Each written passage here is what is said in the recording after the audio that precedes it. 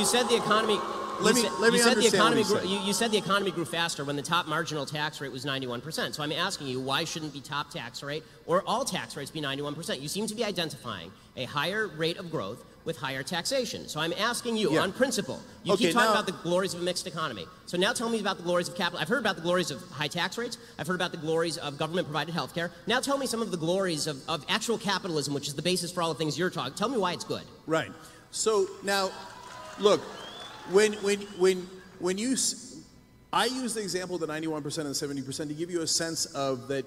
I was surprised, and you'd be surprised to find out that our economy was booming in those times. That's not to say that that is the right tax rate for us today.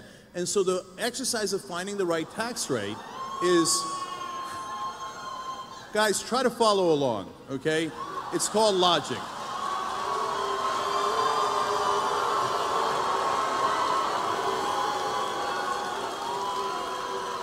So it would be preposterous to set the tax rate at 0. It would be preposterous to set it at 100%. So what we have to do as a society is figure out where we can maximize the most amount of good for the country. Should it be closer to 0 or closer to 100? Government, but not too much away from us. So, for example, the reason why when taxes are higher, it winds up being better for the economy is because it recirculates the money. So if you give it to the rich, this is hilarious. If you're uneducated, please at least don't make it obvious. This is the most interesting conversation on taxes I've heard. If you don't know the concept of recirculation of money, then go look it up. And so the way that it works is that when the middle class has more money, disposable income, they spend it. Why? Because they're not living in the lap of luxury. They're not saving it for their yacht. So they need to buy food for their family. They need education for their family. So they spend it, and it goes back into the economy. If you just give it in supply-side economics to the rich and hope that it trickles down on us eventually decades later, what they wind up doing with it is something that is logical. They save it. But that means it does not recirculate in the economy. And that is why when you have lower taxes, ironically, the economy does worse.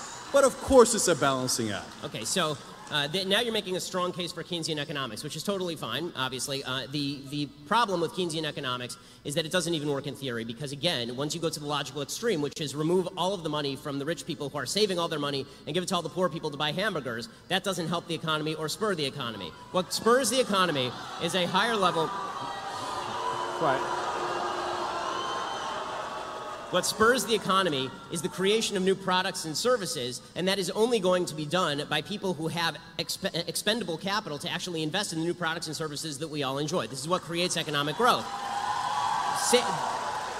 It's also worth noting that this myth that spending is inherently better for an economy than saving, that's only true if you're talking about somebody who's actually taking the cash and just shoving it into their mattress. Banks are in the business of lending. When they take the money in, they don't just stick it in Al Gore's fake lockbox. They actually lend the money back out to people to actually create new businesses and new products. You had an investor, right? When you started TYT, you were given $4 million by Buddy Roemer to start TYT. That's great. That's the way business should work, right? But that money it didn't come from a bunch of poor people buying hamburgers. It came from a very, very wealthy guy who gave you money to create a business a lot of people want to patronize. If you want better products and better services, you need more investment in the products and services. The basic name, trickle-down economics,